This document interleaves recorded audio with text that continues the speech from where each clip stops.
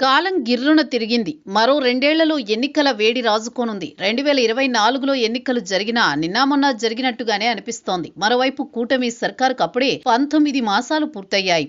మరో ఏడాది గడిస్తే ఎన్నికల సమయం వచ్చేస్తుంది. దీంతో రాజకీయంగా అడుగులు వడివడిగా పడేలా నాయకులు, పార్టీలు కూడా రెడీ అవుతున్నాయి. ఈ క్రమంలో ప్రాంతాల వారీగా పార్టీలు లెక్కలు వేసుకుంటున్నాయి. ఎక్కడ ఎలాంటి వ్యూహంతో ముందుకు సాగాలనే విషయంపై చర్చించుకుంటున్నారు. దీనిలో భాగంగానే ఉత్తరాంధ్రలో బలమైన సామాజిక వర్గంగా ఉన్న వైసీపీ నాయకుడు, మాజీ మంత్రి బొత్స సత్యనారాయణ ద్వారా 3 ఉమ్మడి జిల్లాలైన విశాఖ, విజయనగరం, శ్రీకాకుళంలో తిరిగి వైసీపీ తన ప్రాభవం నిలబెట్టుకునే ప్రయత్నం చేస్తోందన్న వాదన పార్టీ నాయకుల్లో వినిపిస్తోంది.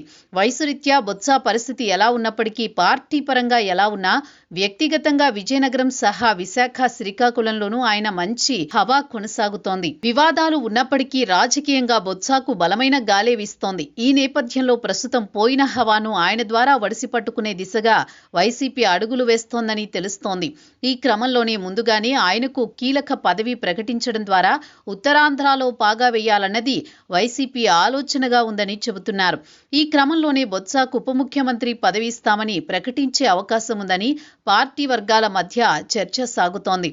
ఇప్పటి వరకు బొత్సకు ఉమ్మడి రాష్ట్రంలో మంత్రి పదవి దక్కింది. విభజిత ఏపీలోనూ వైసీపీ హయాంలో ఆయనకు మంత్రి పదవి ఇచ్చారు. ఇక కాంగ్రెస్ రాష్ట్ర చీఫ్గా ప్రస్తుతం వైసీపీ శాసన మండలిలో ప్రతిపక్ష నాయకుడిగా కూడా బొత్స వ్యవహరిస్తున్నారు. ఇది చాలదని వచ్చే ఎన్నికల నాటికి ప్రాంతాల వారీగా రాజకీయాలు మారనున్న నేపథ్యంలో బొత్సకు ఉప ముఖ్యమంత్రి పదవి ఆఫర్ చేస్తే ఉత్తరాంధ్రపై వైసీపీ ప్రభావం చూపుతుందని అంటున్నారు. అయితే ప్రస్తుతం ఇది చర్చల దశలోనే నడవడం గమనార్హం. దీనిపై జగన్ తీసుకునే నిర్ణయాన్ని బట్టి ఆధారపడి ఉంటుంది.